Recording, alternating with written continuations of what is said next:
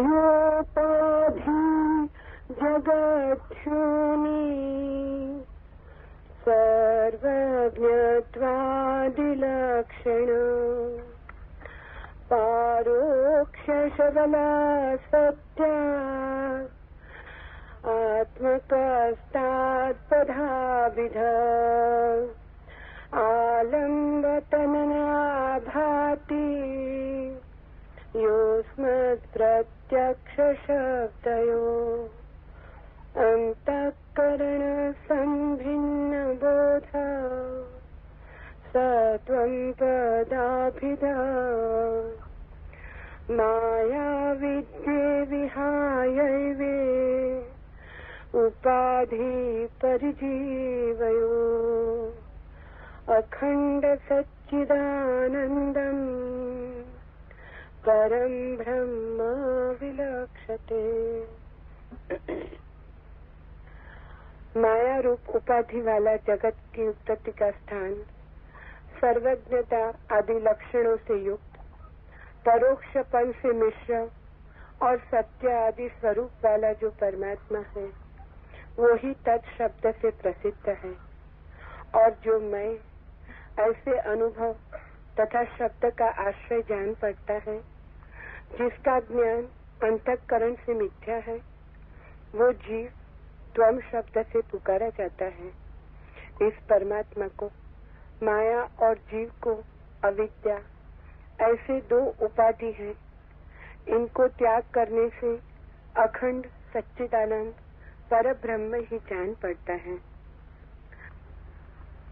ईश्वर को पुकारा गया है बहुत नामों से, अनेक अनेक संबंध मनुष्य ने ईश्वर के साथ स्थापित किए। कहीं ईश्वर को पिता, कहीं माता, कहीं प्रेमी, कहीं प्रेयसी भी, कहीं मित्र, कहीं कुछ और। ऐसे बहुत बहुत संबंध आदमी ने परम सत्य के साथ स्थापित करने की कोशिश की, लेकिन उपनिषद अकेले हैं इस पूरी पृथ्वी पर जिन्होंने परमात्मा को सिर्फ कहा है दैट, वह, तत्, कोई संबंध स्थापित नहीं किया। इसे थोड़ा समझ लेना चाहिए। ये बड़ी गहरी अंतर्दृष्टि है। परमात्मा को हम प्रेम से पिता, माता पुकार सकते हैं, लेकिन उस पुकारने में समझ कम और नासमझी ज्यादा है। परमात्मा से हम कोई भी संबंध स्थापित करें वो नासमझी का है। क्यों? क्योंकि संबंध में एक अनिवार्य बात है कि दो की मौजूदगी होनी ही चाहिए। संबंध बनता ही दो से है। मैं हूं, मेरे पिता हैं तो दोनों का होना जरूरी है। मैं हूं या मेरी मां है तो दो का होना जरूरी है। परमात्मा के साथ ऐसा कोई भी संबंध सही नहीं है, ऐसा कोई भी संबंध संभव नहीं है जिसमें हम दो रह के संबंधित हो पाए। उसके साथ तो खोकर ही संबंधित हुआ जा सकता है, अलग रह के संबंधित नहीं हुआ जा सकता। इस जगत के सारे संबंध अलग रहकर ही संबंध होते हैं। परमात्मा के साथ जो संबंध है वो लीन होकर, खोकर, एक होकर स्थापित होता है। ये बड़ी उलझन की बात है। संबंध के लिए दो का होना जरूरी है। इसलिए हम ये भी कह सकते हैं कि परमात्मा से कोई संबंध कभी स्थापित नहीं हो सकता। अगर संबंध के लिए दो का होना जरूरी है तो परमात्मा से फिर कोई संबंध स्थापित नहीं हो सकता, क्योंकि परमात्मा से तो मिलन ही तब होता है जब दो मिट जाते हैं और एक रह जाता है। कबीर ने कहा है, खोजने निकला था, बहुत खोज की और तुझे नहीं पाया। खोजते खोजते खुद खो गया, तब तो मिला।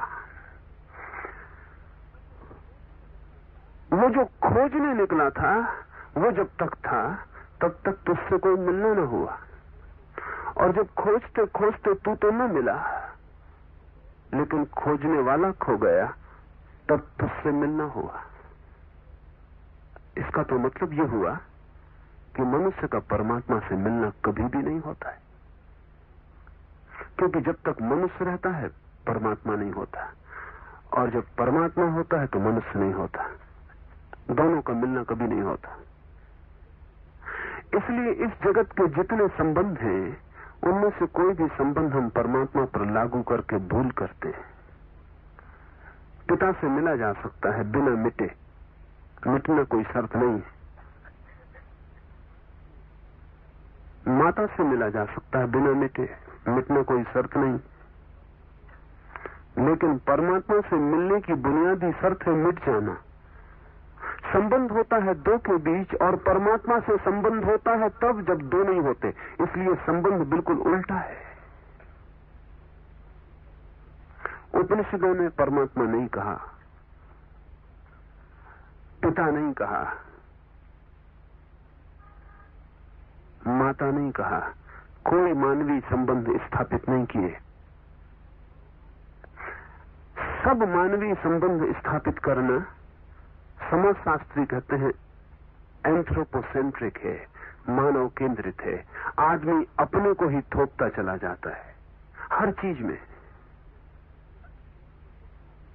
इस एंथ्रोपोसेंट्रिक, ये मानव केंद्रित जो दृष्टि है, इसे थोड़ा समझ लेना चाहिए, क्योंकि आधुनिक मनसशास्त्र, समाजशास्त्र इस शब्द से बहुत प्रभावित है और इसका बड़ा मूल्य स्वीकार करते हैं। आदमी जो कुछ भी देखता है उसमें आदमी को आरोपित कर लेता है। चांद पर बादल घिरे हों तो हम कहते हैं चांद का मुखड़ा घूंघट में छिपा है। न वहां कोई मुखड़ा है और न वहां कोई घूंघट है, पर आदमी अपने अनुभव को स्वाभाविक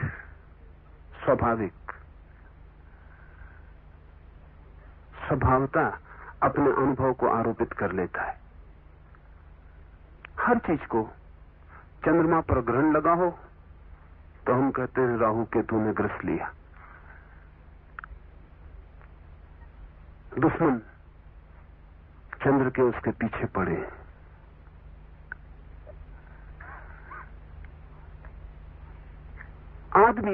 आदमी की ही भाषा में सोच सकता है। इसलिए हम अपने चारों तरफ जो भी देखते हैं उसमें हम अपने को आरोपित करते चले जाते हैं। पृथ्वी को हम माता कहते हैं, आरोपण है। आकाश को हम पिता कहते हैं, आरोपण है। और हम खोजने जाएंगे तो आदमी ने जो जो संबंध निर्धारित किए हैं अपने जगत से, उन सब में अपने ही संबंधों को स्थापित कर दिया है। फ्रायड कहता है कि ईश्वर की जो बात है वो असल में पिता का सब्स्टिट्यूट है, परिपूरक है। बच्चा पैदा होता है, असहाय होता है, कमजोर होता है, असुरक्षित होता है। पिता वरद हस्त बन जाता है, बचाता है, बड़ा करता है, उसकी छाया में बड़ा होता है। छोटा बच्चा अपने पिता को परम शक्ति मानता है, उससे बड़ा कोई दुनिया में नहीं। इसलिए छोटे बच्चे अक्सर विवाद करते रहते हैं कि किसका पिता बड़ा है। हर बच्चा दावा करता है मेरा पिता बड़ा है, और हर बच्चे को लगता है कि उसके पिता से बड़ा और क्या हो सकता है। आखिरी अल्टीमेट, जो आखिरी बात हो सकती है शक्ति की, वो पिता के हाथ में है। बचपन में बच्चा सहारा लेके बड़ा होता है पिता का। भरोसा, आस्था, आदर सब उसका पिता के प्रति होता है। अगर पिता उसका हाथ पकड़ के आग में भी चला जाए तो वो मजे से हंसता हुआ चला जाएगा, क्योंकि जहां पिता जा रहा है वहां जाने में कोई अड़चन नहीं है। अभी न कोई संदेह जगा है, न अभी कोई अनास्था पैदा हुई है। अभी पिता परम श्रद्धा का पात्र है, लेकिन जैसे जैसे बच्चा बड़ा होगा ये श्रद्धा टूटने लगेगी, पिता की कमजोरियां दिखाई पड़नी शुरू हो जाएंगी। सबसे पहली कमजोरी क्यों दिखाई पड़ेगी कि जैसे बच्चा थोड़ा बड़ा होगा और समझेगा तो पाएगा कि 100 में 90 मौके पर माता ज्यादा ताकतवर है, पिता कमजोर है। 100 में 90, 99 मौके पर पाएगा कि पिता की सब अकड़ धक्कड़ शान शौकत वो सब बाहर है घर के भीतर वो दब के आता है, डरा हुआ आता है। उसकी श्रद्धा में पहली अड़चन हो जाएगी। फिर जैसे जैसे बड़ा होगा समझ बढ़ेगी, देखेगा कि पिता का भी बास है, जिसके सामने पिता बिल्कुल खड़ा हुआ कपता है। तो बचपन में जो श्रद्धा पोसी थी पिता के प्रति, वो पिता से हट जाएगी, खाली हो जाएगी। वो खाली श्रद्धा ही आदमी फ्राइड के हिसाब से परमात्मा पर थोपता है, कल्पित पिता पर, ताकि मन खाली न रह जाए। इसलिए आदमी परमात्मा को पिता कहते हैं कि वो परम पिता है, महान शक्तिशाली है। ख्याल रखें, बच्चे जो गुण पिता में बताते हैं वही गुण धार्मिक लोग परमात्मा में बताते हैं। और जैसे बच्चे लड़ते हैं कि हमारा पिता बड़ा, ऐसे हिंदू मुसलमान ईसाई लड़ते हैं कि हमारा पिता बड़ा। किसका ईश्वर बड़ा? वो सब बचकानी बातें हैं। मगर ईश्वर की धारणा पर पिता का आरोपण ही बचकाना है। वो बच्चे की ही बुद्धि से पैदा हुआ है। तो फ्रायड ने तो कहा कि जब तक बच्चों को उनके पिता के पास बड़ा किया जाता है, तब तक परमात्मा से छुटकारा बहुत मुश्किल है। वो पिता का ही रूप है। इसमें थोड़ी सच्चाई मालूम पड़ती है, क्योंकि जिन समाजों में मात्र सत्ताक व्यवस्था है, मैट्रियार्कल सोसाइटी जहां है, जहां मां प्रधान है और पिता गौण है, वहां कोई परमात्मा को पिता नहीं कहता, वहां परमात्मा को माता कहा जाता है। इससे बात जाहिर होती है कि फर्क, जैसे काली के पूजक हैं, वो मां के रूप में देखते हैं परमात्मा को, पिता के रूप में नहीं। ये काली के पूजक मात्र सत्ताक समाज से आते हैं, जहां मां प्रधान है, जहां पिता गौण है। अभी भी समाज है जमीन पर जहां मां प्रधान है और पिता गौण है। उन सभी समाजों में ईश्वर की धारणा मां की है, पिता की नहीं है। इससे फ्राइड की बात को थोड़ा सहारा मिलता है कि बचपन में कोई धारणा निर्मित होती है, और बचपन बहुत कीमती क्षण है, क्योंकि बचपन में जो भी बन जाता है ढांचा, पैटर्न चित्त का, उसमें जब भी कमी होती है तो बेचैनी मालूम पड़ती है। उस कमी को पूरा करना जरूरी हो जाता है, और आदमी जिंदगी भर अपने बचपन में बनाए हुए ढांचे को पूरा करने की कोशिश करता रहता है। इससे एक और मजेदार बात आपको ख्याल में लेनी चाहिए। जिन समाजों में परिवार उखड़ गया है, जैसे आज अमेरिका में परिवार उखड़ा हो गया है, जड़ें टूट गई हैं, न बच्चों को पिता की फिक्र है, न मां की, न मां और बाप को बहुत फिक्र है बच्चों की, बीच का संबंध शिथिल हो गया है। उन समाजों में ईश्वर की धारणा भी शिथिल हो जाती है। जहां परिवार डगमगाएगा वहां परमात्मा भी डगमगा जाता है, वहां नास्तिकता फैल जाती है। जिन समाजों में पिता का बल बहुत प्रगाढ़ है और पिता की आज्ञा सर्वोपरि है और अनुशासन सुनिश्चित है, उन समाजों में नास्तिकता पैदा नहीं होती।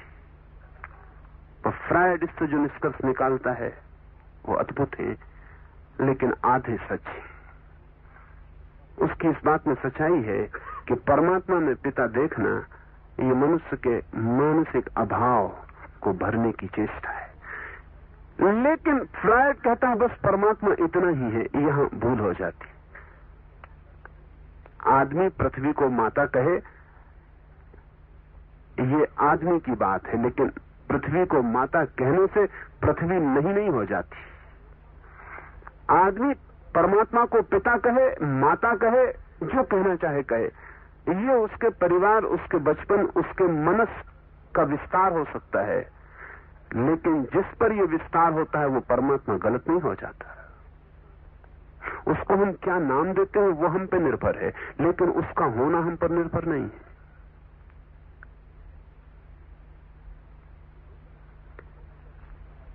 उपनिषद को अगर फ्रायड जानता होता तो बड़ी मुश्किल में पड़ता, क्योंकि उपनिषद कोई संबंध ही निर्मित नहीं करता।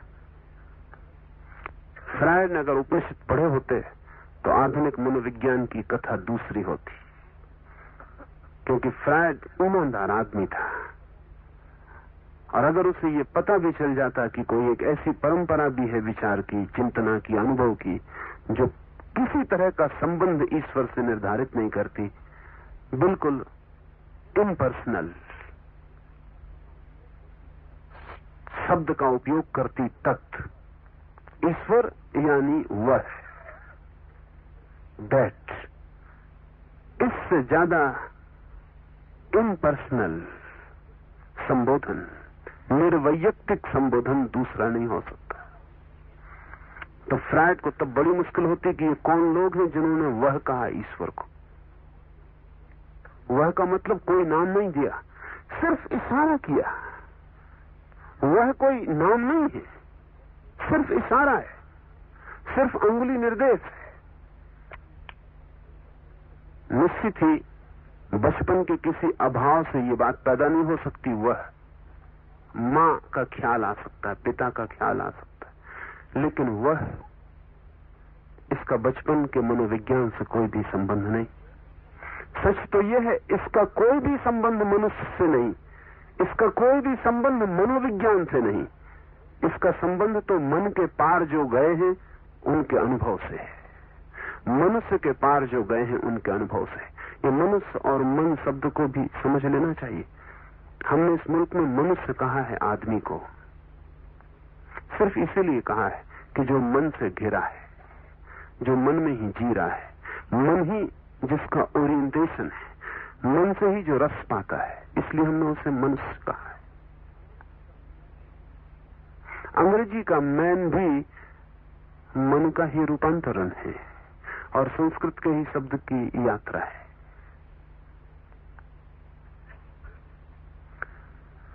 मन ही मनुष्य है। जहां मन का अतिक्रमण होता है वहां मनुष्यता का भी अतिक्रमण हो जाता है। ये उन लोगों का वक्तव्य है जो मनुष्य के पार गए, मन के पार गए और उन्होंने इशारा किया वह। पर इसमें कई बातें सोच लेने जैसी हैं। पिता की पूजा हो सकती है, वही की पूजा कैसे करिएगा? पिता का मंदिर बन सकता है, मां का मंदिर हो सकता है, वह का मंदिर कैसे बनाइएगा? या बना सकते, वह इसका कैसे मंदिर बने? पुरुष, स्त्री, माता, पिता, इनकी मूर्तियां बन सकती हैं, वह की क्या मूर्ति बनाइएगा? उपनिषद से बड़े मूर्ति भंजक शास्त्र दूसरे नहीं। हालांकि एक शब्द नहीं कहा है उन्होंने कि मूर्ति की पूजा मत करना। ये भी थोड़ा समझ लेने जैसा है। मुसलमान मूर्ति को तोड़ने में लगे रहे सिर्फ इसीलिए कि मोहम्मद ने कहा उसकी कोई मूर्ति नहीं हो सकती। मोहम्मद की वाणी ठीक उपनिषद की बात है, उसकी कोई मूर्ति नहीं हो सकती। लेकिन जिसकी मूर्ति बन नहीं सकती उसकी मूर्ति तोड़ी जा सकती है, ये मुसलमान मानते हैं। जिसकी बनी नहीं सकती उसकी तोड़ी क्या खाक जा सकती? तो एक तरह के पागल बनाने में लगे हैं, दूसरे तरह के पागल मिटाने में लगे हैं।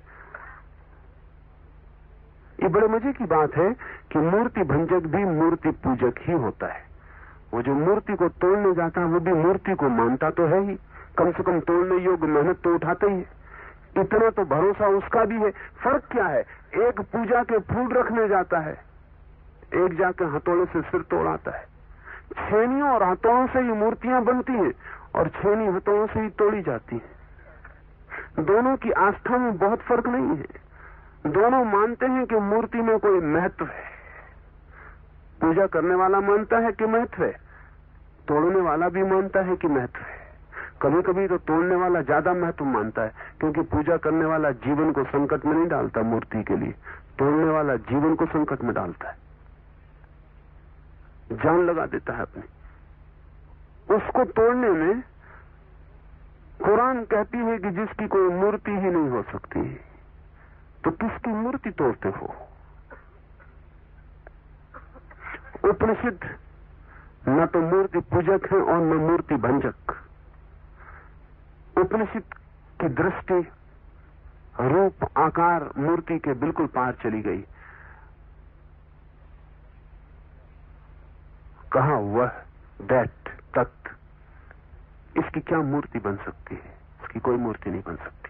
वह रूप नहीं है, वह का कोई रूप है, आकार है। वह कोई रूप नहीं है, वह निराकार है। शब्द भी निराकार है। वह उसका अगर बनाना भी चाहे कोई रूप तो बनेगा नहीं। है क्या ये वह तत्व? इशारा है, जिसे किसी ने उंगली की और कहा दैट वह। विटगेनस्टीन एक बहुत अद्भुत आधुनिक चिंतक हुआ। इस सदी में जो बड़े से बड़े तर्क के जन्मदाता हुए उनमें विटगेनस्टीन है।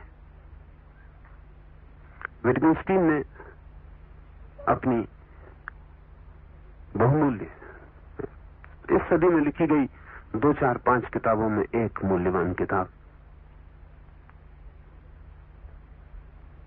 ट्रैक्टेटस लॉजिकस में लिखा है कि कुछ बातें ऐसी हैं जो कही नहीं जा सकती, सिर्फ उनकी तरफ इशारा किया जा सकता है। There are things which cannot be said, but still they can be sought. कहा तो नहीं जा सकता उनके बाबत कुछ, लेकिन इशारा किया जा सकता है। उपनिषद इशारा करते हैं परमात्मा की तरफ, कहते कुछ भी नहीं, सिर्फ इशारा है वह। इस इशारे में कई बातें निहित हैं, वो ख्याल में ले लें। एक तो ये बात निहित है कि उससे कोई संबंध नहीं जोड़ा जा सकता है, इसलिए उपनिषद नहीं कहते तू। उपनिषद नहीं कहते तू से संबंध बन जाता है मैं का। जहां तू है वहां मैं भी होगा। तू बिना मैं के नहीं हो सकता। जब भी मैं किसी से कहता हूं तुम, तू, तब मैं आ गया, तब मैं मौजूद हो गया। मेरे ही संबंध में कोई तू होता है और किसी तू के संबंध में मैं होता हूं। मैं और तू गठ जोड़ा है, दोनों का एक साथ होते हैं। वह अकेला है, उसके साथ किसी दूसरे के होने की कोई भी जरूरत नहीं। वह से कोई ध्वनि नहीं निकलती कि कोई और भी है। जब भी हम कहते हैं तू, तो जिससे भी हम कहते हैं वह हमारे ही तल पर आ जाता है। हम और वो साथ साथ खड़े हो जाते हैं। जब हम कहते हैं वह, तो हमारे तल से उसका कोई भी संबंध नहीं जुड़ता। वो कहां है, नीचे है, ऊपर है, साथ है, कुछ पता नहीं चलता। उपनिषदों ने बहुत सोचकर तत्व कहा है ब्रह्म को। इस सूत्र को हम समझें। माया रूप उपाधि वाला, जगत का उत्पत्ति स्थान, सर्वज्ञता आदि लक्षणों से युक्त, परोक्षपन से मिश्र, सत्य आदि स्वरूप वाला जो परमात्मा है, वही तत्व शब्द से प्रसिद्ध है। और जो मैं ऐसे अनुभव तथा शब्द का आश्रय जान पड़ता है, जिसका ज्ञान अंतःकरण से मिथ्या है, वह जीव त्वम शब्द से पुकारा जाता है। त्वम, दाव, तू। जब भी हम किसी को कहते हैं तू, त्वम, दाव, वैसे ही हमने स्वीकार कर लिया सीमा को। दूसरा हमें पूरा पूरा दिखाई पड़ रहा है, उसका आकार है, शरीर है। आप किसी अशरीरी अस्तित्व को तू नहीं कह सकते। आकाश की तरफ आंख उठा के तू कहिए तो पता चलेगा, कोई अर्थ नहीं होता। आकाश से कैसे तू कहिएगा? कोई संबंध नहीं जुड़ता। इतना विस्तार है, कोई सीमा नहीं दिखाई पड़ती। तू का संबंध नहीं जुड़ता। तू का संबंध वहीं जुड़ता है जहां आकार हो। परमात्मा तो आकाश से भी विस्तीर्ण है, आकाश भी जहां एक घटना है। इस परमात्मा के साथ त्वम का कोई संबंध नहीं जुड़ता है, तू का कोई संबंध नहीं जुड़ता है। इसलिए भी नहीं जुड़ता है कि परमात्मा के सामने खड़े होकर मैं की कोई याद नहीं बच सकती है कि मैं हूं। जिसे अभी भी ख्याल है कि मैं हूं, वो परमात्मा को देख ही नहीं पाएगा। मैं ही तो पर्दा है, मैं ही तो बाधा है। जब तक मैं है तब तक मैं तू को ही देखूंगा सब जगह। तब तक निराकार से मेरा संबंध नहीं होगा, आकार से ही मेरा संबंध होगा। ध्यान रहे, इसे एक सूत्र, गहरा सूत्र समझ लें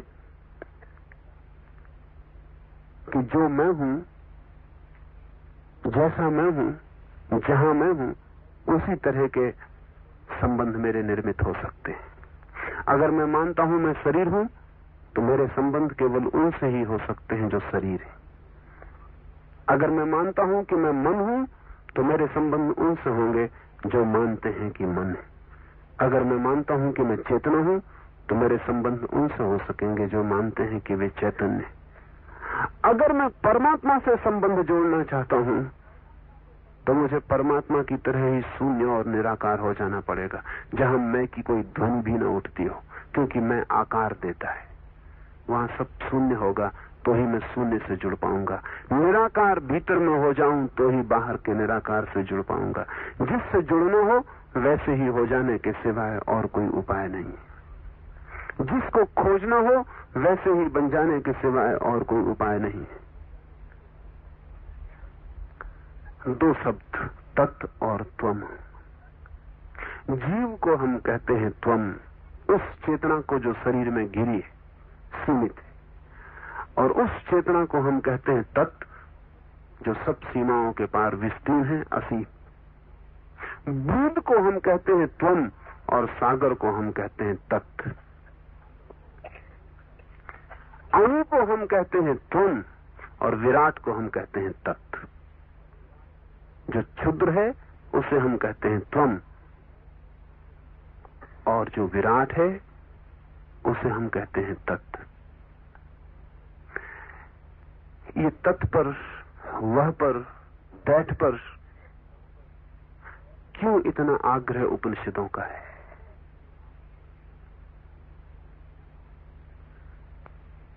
आपसे कोई अपेक्षा उपनिषद की नहीं है कि आप परमात्मा की पूजा में, प्रार्थना में लग जाएं। नहीं, उपनिषद की अपेक्षा आपसे कोई परमात्मा की भक्ति करने के लिए नहीं है। उपनिषद की अपेक्षा तो आपसे है कि आप परमात्मा हो जाएं। इस फर्क को थोड़ा ठीक समझ लें। उपनिषद की महत्वाकांक्षा अंतिम है, चरम है। इससे बड़ी कोई महत्वाकांक्षा जगत में कभी पैदा नहीं हुई। आप परमात्मा की पूजा करें, प्रार्थना करें, भक्ति करें, उपनिषद इससे राजी नहीं है। उपनिषद कहता है जब तक परमात्मा ही ना हो जाए तब तक परम सत्य हाथ नहीं लगता है। उपनिषद मानता है कि परमात्मा हुए बिना नियति पूरी नहीं होती है।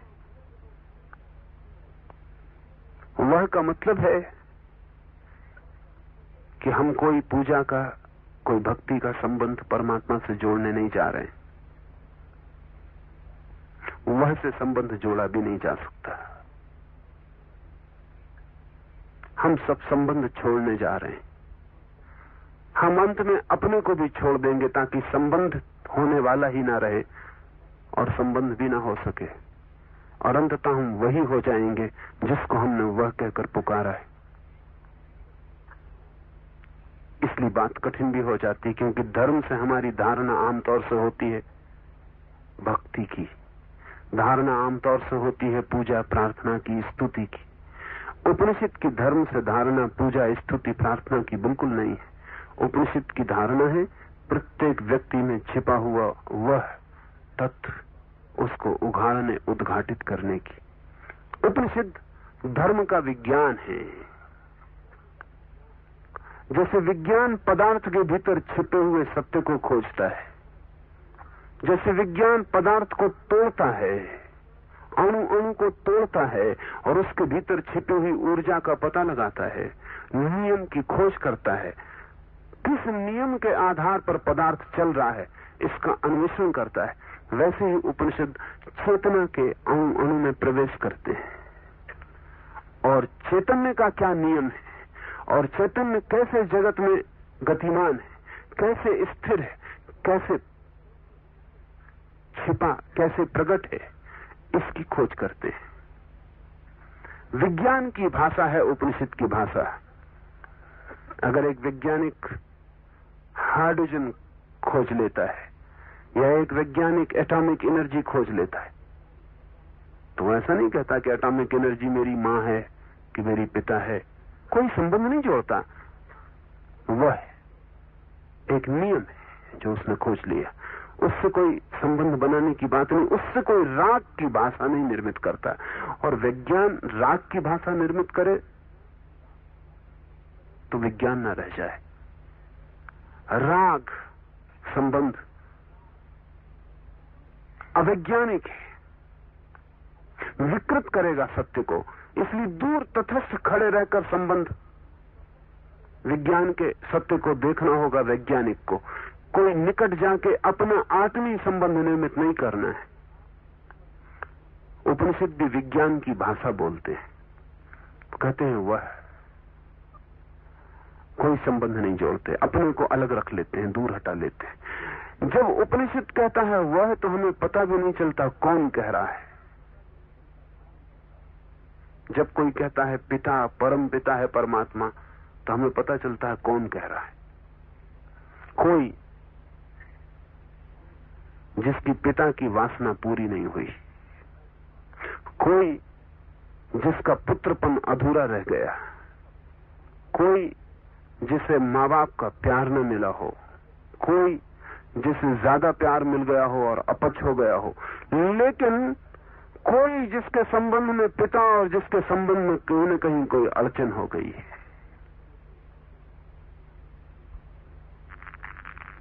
वही पुकार रहा है। लेकिन जब कोई कहता है वह, तो बोलने वाले का कोई पता नहीं चलता कौन पुकार रहा है, उसके बाबत कोई खबर नहीं मिलती। इशारा बड़ा निर्वैयक्तिक है और इसलिए बहुमूल्य है। और जैसे ही हम कहते हैं वह, झगड़ा समाप्त हो जाता है। ये बड़े मजे की बात है। अगर ईश्वर को हम तत् कहें तो हिंदू मुसलमान लड़े कैसे? ईसाई के तत्व में और हिंदू के तत्व में क्या फर्क होगा?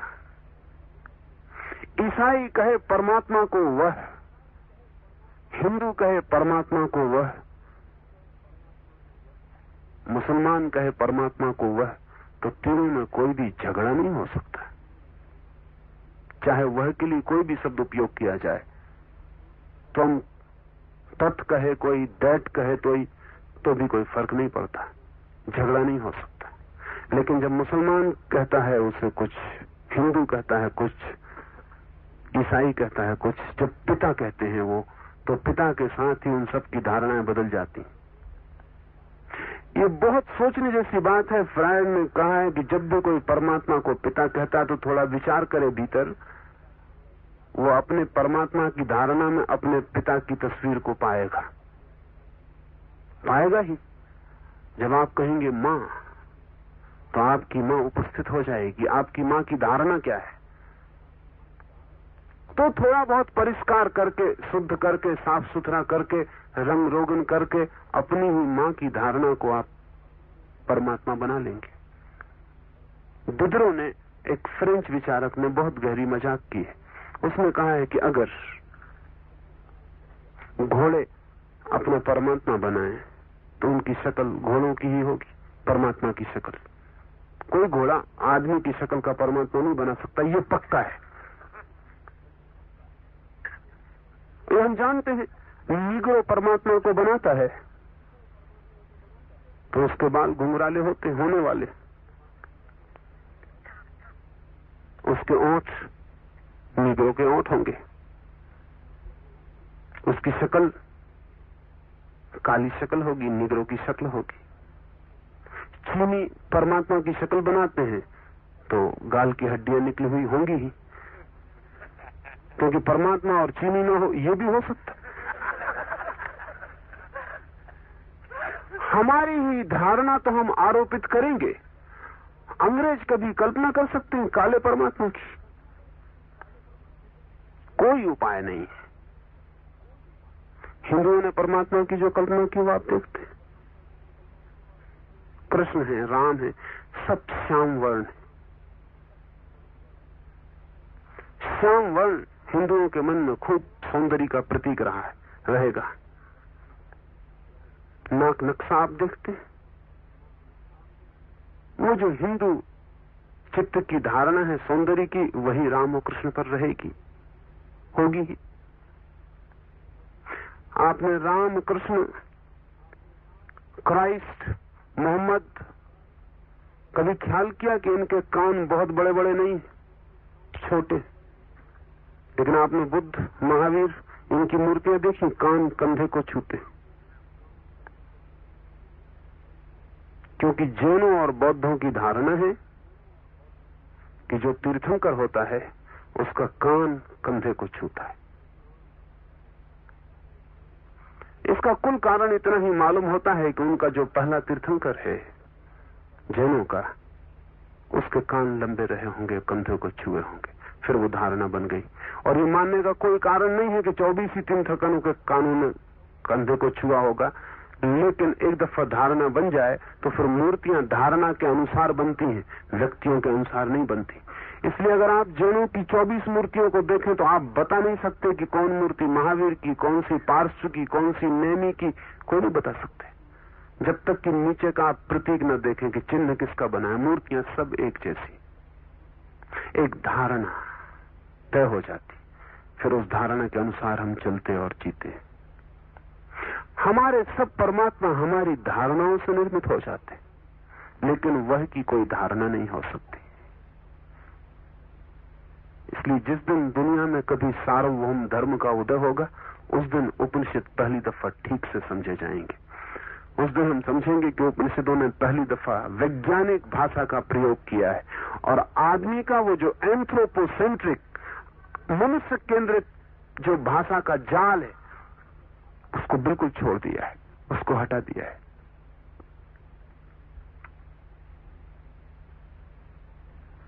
इस परमात्मा को माया और जीव को अविद्या, ऐसी दो उपाधि हैं, इनको त्याग करने से अखंड सच्चिदानंद परम ब्रह्म का अनुभव होता है। ये थोड़ा कठिन सूत्र है। परमात्मा को माया की उपाधि है और जीव को अविद्या की उपाधि कहें, बीमारी कहें।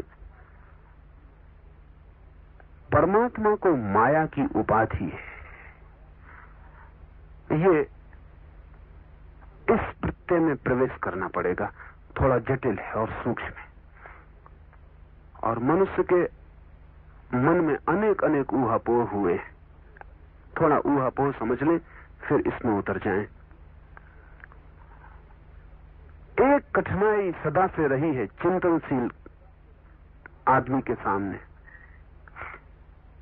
कि अगर हम परमात्मा को माने तो जगत को मानना बहुत मुश्किल हो जाता है, और अगर हम परमात्मा को माने तो जगत की व्याख्या कठिन हो जाती है।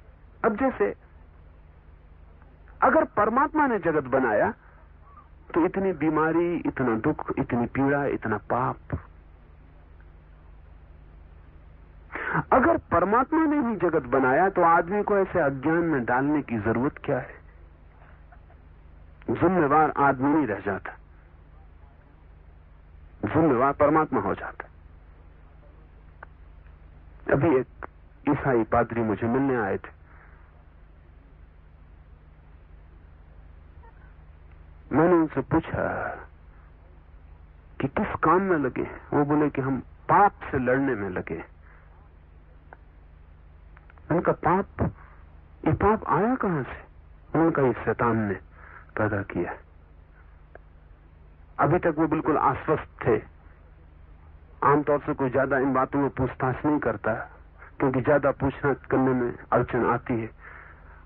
मैंने उनसे पूछा, और शैतान को किसने बनाया? तब वो जरा झिझके, क्योंकि अब कठिन बात आ गई। वो डरे भी कि अगर कहीं कि ईश्वर ने बनाया तो मामला बड़ा खराब हो जाता है, क्योंकि ईश्वर शैतान को बनाता है, शैतान पाप को बनाता है। ये पूरा गोरख धंधा क्या है? और ईश्वर को इतनी भी बुद्धि नहीं है कि शैतान को न बनाए। और जब ईश्वर तक चूक गया शैतान को बनाने में, तो हम और आप चूक जाएं पाप करने में, तो इसमें अड़चन क्या है? और फिर पाप शैतान बनाता है और शैतान को ईश्वर बनाता है, और हम पाप करते हैं, तो जिम्मेवार कौन है? हम तो विक्टिम हैं, हम तो शिकार हो गए मुफ्त। हमारा इसमें कोई संबंध ही नहीं। परमात्मा हमको बनाता, परमात्मा शैतान को बनाता, शैतान पाप को बनाता, हम पाप करते। इस पूरे वर्तुल में हमारी जिम्मेवारी कहां? न हम परमात्मा को बनाते, न हम शैतान को बनाते, न हम पाप को बनाते। हम इन तीनों के नाहक उपद्रव को झेल रहे हैं। वो थोड़े बेचैन हो गए। कोई उत्तर नहीं है ईसाइयत के पास। किसी के पास उत्तर खोजना मुश्किल है, क्योंकि ये बड़ी अड़चन की बात है। या कुछ लोगों ने, जैसे कि पारसी मानते हैं, जरथुस्त्र की मान्यता है कि दो तत्व हैं, परमात्मा और शैतान। ये दो तत्व हैं, किसी ने किसी को बनाया नहीं, दोनों शाश्वत हैं। तब और खतरा खड़ा हो जाता है, क्योंकि अगर दोनों शाश्वत हैं तो कोई भी कभी जीत नहीं सकता और कोई कभी हार नहीं सकता। शैतान और परमात्मा लड़ते रहेंगे। आप कौन हैं? आप क्षेत्र हैं जहां वो लड़ रहे हैं, कुरुक्षेत्र। और कोई जीत नहीं सकता, कोई हार नहीं सकता, क्योंकि दोनों शाश्वत हैं। उनकी भी कठिनाई है कि अगर शाश्वत न माने और ये कहें कि शैतान हार सकता है, तो सवाल उठता है कि अभी तक हारा क्यों नहीं? इतना जमाना हो गया, अभी तक हारा नहीं, आगे क्या पक्का भरोसा है? हालत तो उल्टी दिखती है कि शैतान रोज जीत रहा है। हारना तो बहुत दूर है, हालत ये दिखती है कि शैतान रोज जीत रहा है। आप जान के हैरान होंगे कि अमेरिका में अभी 1970 में एक चर्च रजिस्टर करवाया गया। कैलिफोर्निया में एक नया चर्च रजिस्टर करवाया गया है, the first church of devil, शैतान का पहला मंदिर। और उनके अनुयायी हैं, उनका आर्च प्रीस्ट है, और उन्होंने अपनी बाइबल छापी है, और उन्होंने कहा है कि अब हम ये घोषणा कर देते हैं कि पर्याप्त है अब समय अनुभव करने के लिए कि परमात्मा हार रहा है और शैतान जीत रहा है। बात तो ठीक कहते हैं, अगर दुनिया को देखें तो उनकी बात एकदम गलती नहीं मालूम पड़ती। दुनिया को अगर देखें तो शैतान का अनुयायी जीत जाता है, ईश्वर का अनुयायी मात खा जाता है। शैतान के अनुयायी पदों पर प्रतिष्ठित हो जाते हैं, ईश्वर का अनुयायी इधर उधर भटकता रहता है। कोशिश करके देखें, इसलिए ईश्वर के अनुयायी भी ट्रिक समझ गए हैं। नाम ईश्वर का लेते हैं, काम शैतान से करवाते हैं। वो समझ गए हैं कि जीतता कौन है।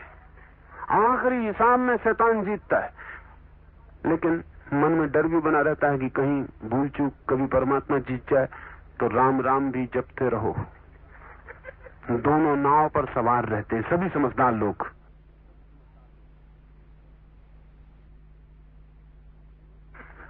जब जरूरत होती है शैतान से काम लेते हैं, और जब कोई जरूरत नहीं होती, फुर्सत का समय होता है, तो माला फेर लेते हैं। इससे एक समझौता बना रहता है और एक बैलेंस। और फिर आखिर में क्या पता कौन जीतेगा। जगत अगर कोई खबर देता है तो शैतान के जीतने की देता है, परमात्मा की जीत तो कहीं दिखाई नहीं पड़ती। शुभ बढ़ता हुआ मालूम नहीं पड़ता, अशुभ कमता हुआ मालूम नहीं पड़ता, प्रकाश बढ़ता हुआ मालूम नहीं पड़ता, अंधकार कम होता हुआ मालूम नहीं पड़ता। तो शाश्वत माने तो अड़चन है, अगर ऐसा माने कि शाश्वत नहीं है, शैतान अंततः हारेगा, बीच में कितना ही जीते आखिर में तो हारेगा ही। लेकिन इसका भरोसा क्या है, इसकी गारंटी क्या है? और जो बीच में जीतता है वो आखिर में क्यों हारेगा? जो सदा जीतता है वो आखिर में अचानक हार जाएगा? इसमें कोई तुक और संगति नहीं मालूम पड़ती। ये प्रश्न सारी मनुष्य जाति के साथ है। अलग अलग धर्मों ने अलग अलग उपाय किए हैं इस द्वंद्व को सुलझाने के, लेकिन कोई सुलझाव होता नहीं। इस सब में उपनिषद की धारणा कम से कम गलत मालूम पड़ती है, कम से कम गलत, एकदम सही नहीं। लेकिन और सब धारणाओं के बीच अगर तौला जाए तो उपनिषद की बात सबसे ज्यादा ठीक मालूम पड़ती। बिल्कुल ठीक नहीं, सबसे ज्यादा तौल में, रिलेटिव, सापेक्ष। उपनिषद कहते हैं कि संसार और परमात्मा में विरोध नहीं है, कोई शैतान नहीं है, और परमात्मा के विपरीत कोई शक्ति नहीं है। फिर ये संसार कैसे? तो उपनिषद कहते हैं कि परमात्मा अपने किसी विरोधी को पैदा करके संसार पैदा नहीं कर रहा है। परमात्मा के होने में ही, परमात्मा की आभा में ही, जिसको वो माया कहते हैं, परमात्मा की छाया में ही, जिसको वो माया कहते हैं, संसार है। जैसे कोई आदमी खड़ा हो और उसकी छाया बने। छाया का कोई अस्तित्व तो नहीं होता। तलवार से काटें तो कट नहीं सकती, आग से जलाएं तो जल नहीं सकती, पानी में डुबाना चाहे डूब नहीं सकती, फिर भी छाया होती है। अस्तित्व नहीं होता, फिर भी छाया तो होती है, आपके पीछे चलती है। दौड़े तो आपके पीछे दौड़ती है, रुकें तो रुक जाती है। उपनिषद कहते हैं जब भी कोई चीज अस्तित्ववान होती है तो उसकी छाया भी होती है, शैडो। ये जरा समझ लें। और इस पर विज्ञान और मनोविज्ञान की आधुनिकतम खोजें भी इसका साथ देती हैं कि इस बात में सच्चाई है। कोई भी चीज बिना छाया के नहीं होती। जो भी चीज होती है उसकी छाया होती है। अगर ब्रह्म है तो उसकी छाया होगी, और उस छाया को वो कहते हैं माया। ब्रह्म की छाया संसार है। जुंग ने, एक बड़े मनोवैज्ञानिक ने, इस सत्य पर किसी दूसरे आयाम से काफी खोज की, और उसने पाया कि हर आदमी का एक छाया अस्तित्व भी है, शैडो पर्सनैलिटी। आपको भी थोड़ा समझ लेना चाहिए, आपके पास भी छाया अस्तित्व है। आप भले आदमी हैं, क्रोध नहीं करते, शांत हैं, धैर्यवान हैं, लेकिन अचानक एक दिन कोई छोटी सी बात भी इतनी बड़ी नहीं है कि क्रोध किया जाए। और आप आदमी ऐसे नहीं है कि क्रोध करते हो, बड़ी बातों पर क्रोध नहीं करते हो। किसी दिन एक छोटी सी बात पर ऐसा क्रोध उबल आता है कि आपकी भी समझ के बाहर हो जाता है कि क्या हो रहा, कौन कर रहा है। इसलिए लोग कहते हैं बाद में कि मेरे बावजूद हो गया, इन स्पाइट ऑफ मी। मैं कोई करना नहीं चाहता था, हो गया। क्यों, कैसे हो गया? आप नहीं करना चाहते थे, फिर कैसे हो गया? कई बार आप कोई बात नहीं कहना चाहते और मुंह से निकल जाती है। आप कहने नहीं चाहते थे और मुंह से निकल गई। आप पीछे पछताते हैं कि मैंने सोचे नहीं था कि कहूंगा, तय कर लिया था कि नहीं कहने का है, फिर निकल गई। जुंग कहता है कि आपका एक छाया व्यक्तित्व है, जिसमें जो जो आप इंकार कर देते हैं अपने भीतर, वो इकट्ठा होता जाता। कभी कभी मौका पाके, कोई कमजोर क्षण पाके, कोई संधि पाके, छाया व्यक्तित्व अपने को प्रकट कर देता है। इस छाया व्यक्तित्व के कारण एक बड़ी बीमारी तक मनोविज्ञान में अध्ययन की जाती है। बड़ी बीमारी सारी दुनिया में फैली हुई है, उसे स्प्लिट पर्सनैलिटी। आदमी दो टुकड़ों में टूट जाता है। कभी कभी ऐसा हो जाता है कि आदमी में दो व्यक्तित्व हो जाते हैं। ऐसा मालूम पड़ता है कि एक आदमी के भीतर दो आदमी, कहता कुछ है, करता कुछ है, कोई तालमेल नहीं दिखाई पड़ता। सुबह कुछ है, सांझ कुछ है, कोई पक्का भरोसे नहीं किया जा सकता उसकी बात का, उसके होने का। वो खुद भी डरता है कि मैं क्या कर रहा हूं, क्या कह रहा हूं, तालमेल नहीं बैठता। जैसे भीतर दो आदमी, कभी बड़ा शांत, कभी बड़ा अशांत, कभी मौन, कभी बड़ा मुखर, दो हिस्से हो गए हैं। ऐसा भी हो जाता है, हजारों पागलखानों में हजारों पागलखाने बंद हैं, पागल बंद हैं। उनकी बीमारी ये है कि उनका एक व्यक्तित्व अचानक खो गया और वो दूसरे व्यक्ति हो गए। कल तक वो राम थे और अचानक कोई घटना घटी, एक्सीडेंट हो गया, कार से गिर पड़े, सिर में चोट आ गई और रहीम हो गए। अब वो याद ही नहीं करते कि राम थे कभी, अपने पिता को नहीं पहचानते, माँ को, पत्नी को नहीं पहचानते। अब वो अपने को रहीम बताते हैं और वो सारा हिसाब ही दूसरा बताते हैं कि उनका कोई संबंधी इस घर से नहीं, पहचान भी नहीं। क्या हो गया? इस एक्सीडेंट में उनका जो प्रमुख व्यक्तित्व था वो आघात खा गया और उनका जो छाया व्यक्तित्व था वो सक्रिय हो गया। इसलिए वो दूसरा नाम और सब उन्होंने बदल लिया। इस छाया व्यक्तित्व को ठीक भी किया जाता है इलाज से, शौक से। कभी कभी वो ठीक हो जाता तो वो फिर राम हो गए, फिर वो दूसरे आदमी हो गए, उनका सब व्यवहार बदल जाता है। हर आदमी के भीतर छिपा हुआ ये छाया व्यक्तित्व है।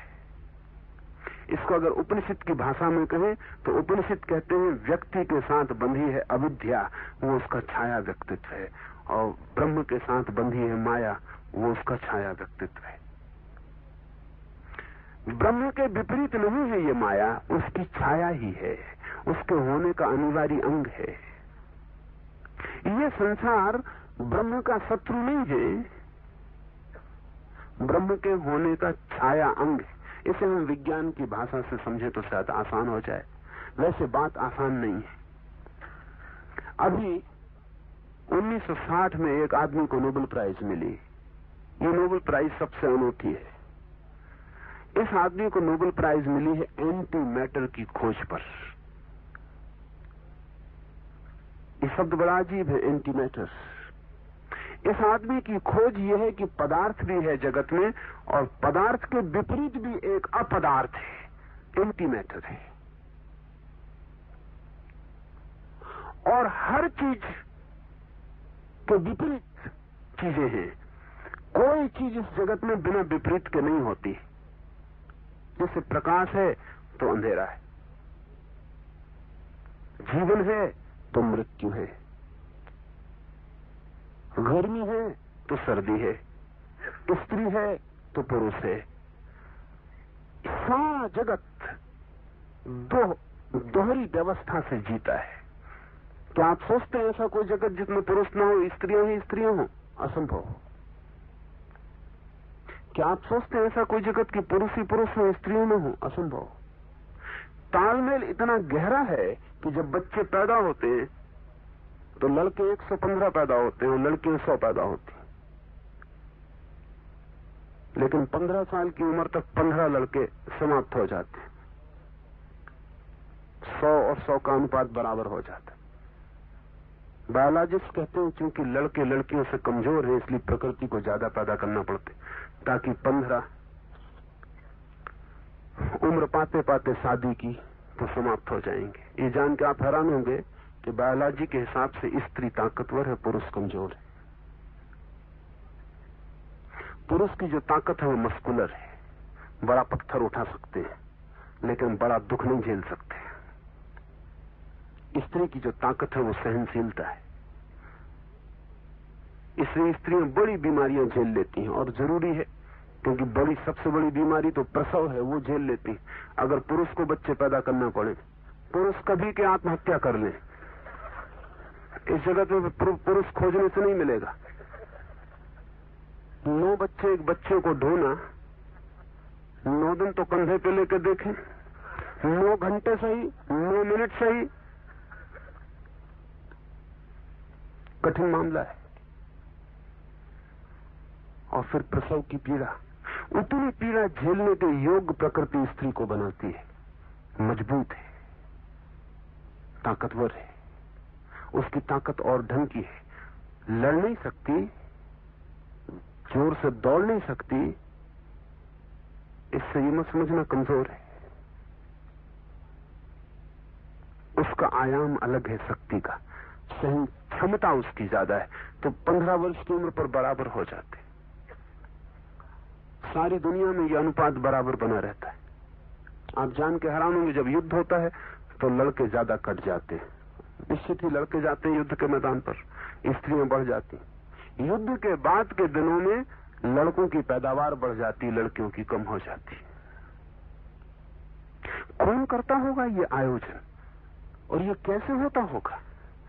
युद्ध हो गया, दूसरा महायुद्ध हुआ, पहला महायुद्ध हुआ, तो बड़ी कठिनाई हुई कि पहले महायुद्ध में जो लाखों लोग मर गए पुरुष, युद्ध के बाद के 2-3 साल में लड़कों का अनुपात पैदावार का बढ़ गया और लड़कियों का एकदम कम हो गया, और अनुपात फिर हो गया। तब चिंतन शुरू हुआ, दूसरे महायुद्ध में फिर वही हुआ।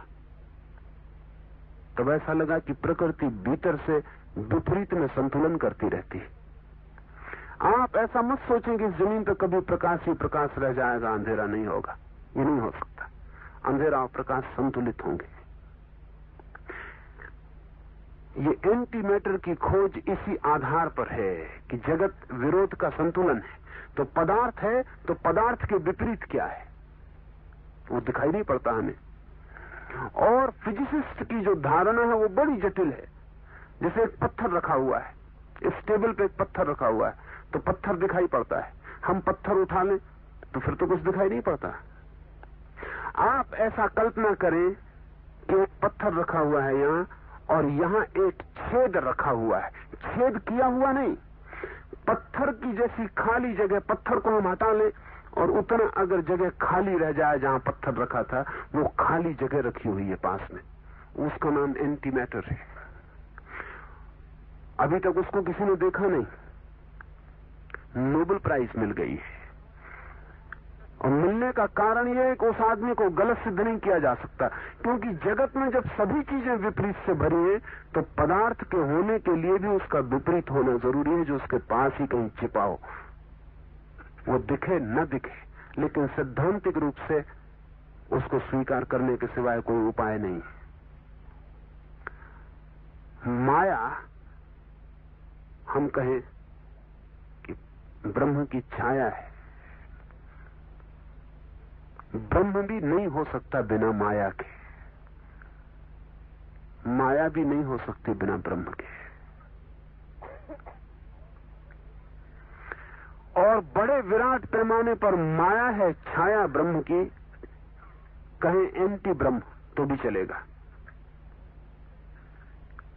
वैसे ही व्यक्ति के छोटे से तल पर अविद्या है। अविद्या व्यक्ति के पैमाने पर माया है। आपके आसपास अविद्या भी है। अब क्या किया जा सकता है? अविद्या है व्यक्ति के पास, अविद्या को कैसे छोड़ें? और अगर ये नियति है, अगर ये विश्व की व्यवस्था है कि विपरीत होगा ही, और अगर ब्रह्म भी अब तक माया को नहीं छोड़ पाया है,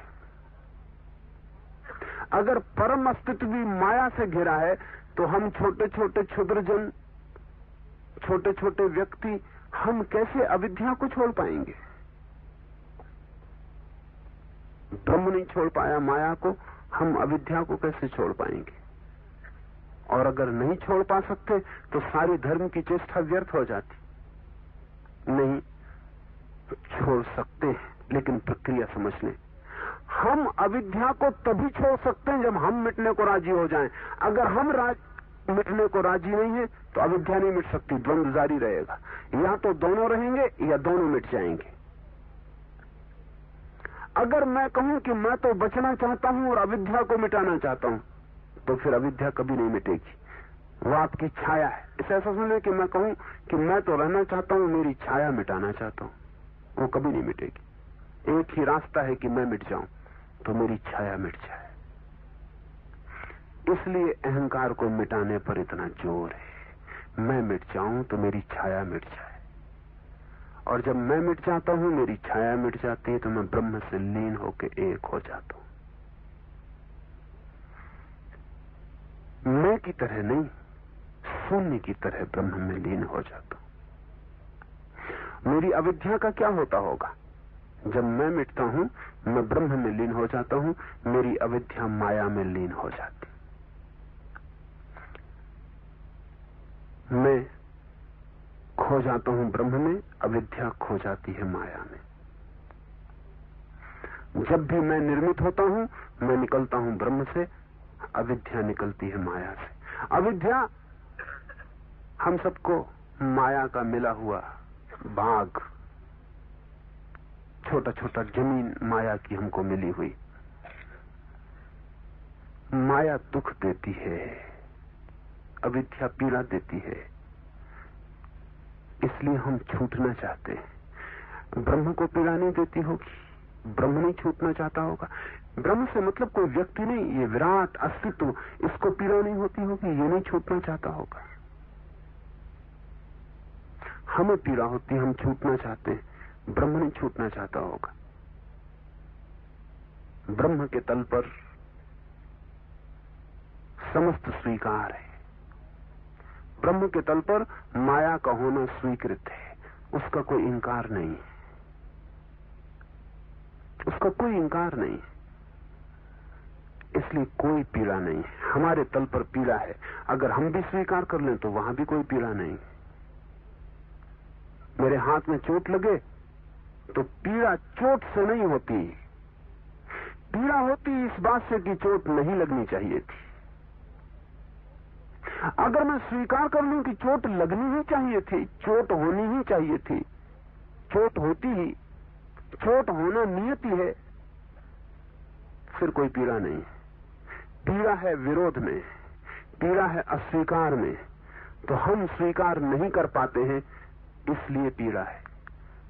कोई हम में स्वीकार कर लेता, उसे कोई जनक, कोई कृष्ण उसे स्वीकार कर लेता है, तो यही बिना कुछ किए अविद्या माया बन जाती, कृष्ण ब्रह्म हो जाते।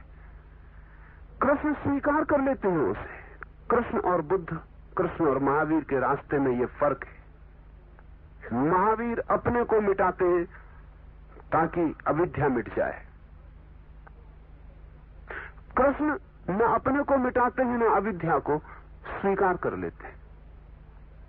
महावीर अपने को मिटा के अविद्या मिटाते हैं, कृष्ण स्वीकार करके ब्रह्मरूप हो जाते हैं तत्क्षण। क्योंकि जब ब्रह्म माया नहीं मिटा रहा है और स्वीकार कर रहा है तो कृष्ण भी स्वीकार कर लेते। इसलिए कृष्ण को हमने पूर्ण अवतार कहा है, कोई अस्वीकार नहीं है वहां, इसलिए पूर्णता है। जरा सा भी अस्वीकार हो अपूर्णता हो जाती। इसलिए हमने राम को कभी पूर्ण अवतार नहीं कहा, कह नहीं सकते, क्योंकि राम के मन में बहुत अस्वीकार है, बड़ी मर्यादाएं, सीमाओं की धारणा है। एक धोबी कह देता है कि सीता पे संदेह है, तो राम ये भी नहीं सह पाते। एक धोबी, अब कोई ना समझो कि कोई कमी है दुनिया में, कोई भी कुछ कह दे, और कोई राम के वक्त के धोबी बहुत समझदार होते होंगे, ऐसा तो है नहीं कुछ। पर एक धोबी भी ये कह दे कि सीता पे संदेह, और अपनी स्त्री से कह दे कि एक रात घर के बाहर रही, भीतर न घुसने दूंगा, मैं कोई राम नहीं हूं। क्या समझा तूने कि इतने दिन रावण के घर सीता रह गई और वो सज्जन लेके वापस लौट आए? मैं कोई राम नहीं हूं। ये बात पीड़ा कर गई, राम के मन में कांटा चुभ गया। राम के मन में पूरी स्वीकृति नहीं है, वो ये न देख पाए, ये न सुन पाए कि मेरी नीति पर, मेरे चरित्र पर लांछन हो जाए। सीता को फेंक सके, हटा सके, लांछन को स्वीकार न कर सके। इसलिए हिंदू मन ने कभी राम को पूर्ण अवतार नहीं कहा, कहा मर्यादा पुरुषोत्तम। मनुष्यों में इससे बड़ी मर्यादा का आदमी नहीं हुआ। लेकिन ध्यान रहे, मनुष्यों में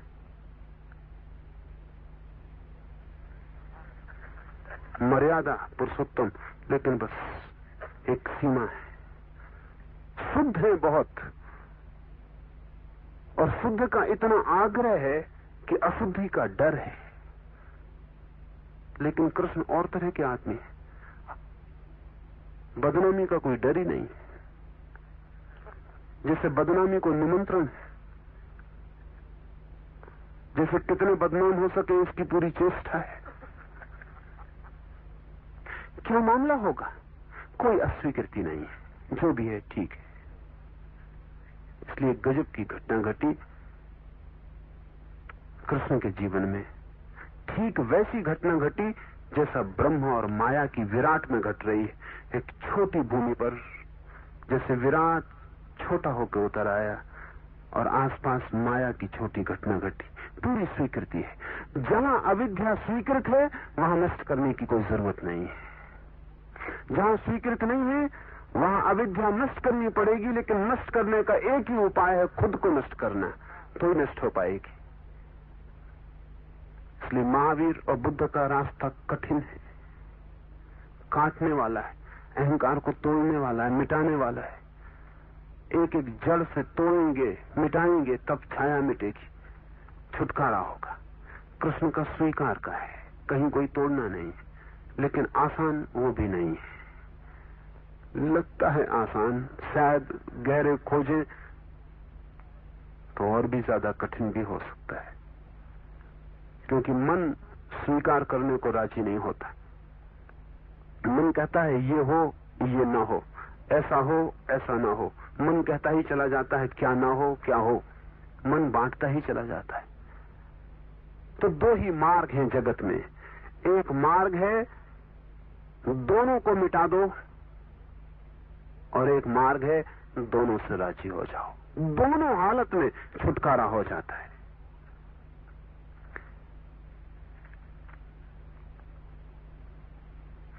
इस परमात्मा को माया और जीव को अविद्या, ऐसी दो उपाधि हैं। इनके त्याग करने से अखंड सच्चिदानंद परम ब्रह्म ही जान पड़ता है। इनके त्याग करने से, त्याग के दो मार्ग मैंने आपको कहे। एक मार्ग है मिट जाए, अविद्या मिट जाए।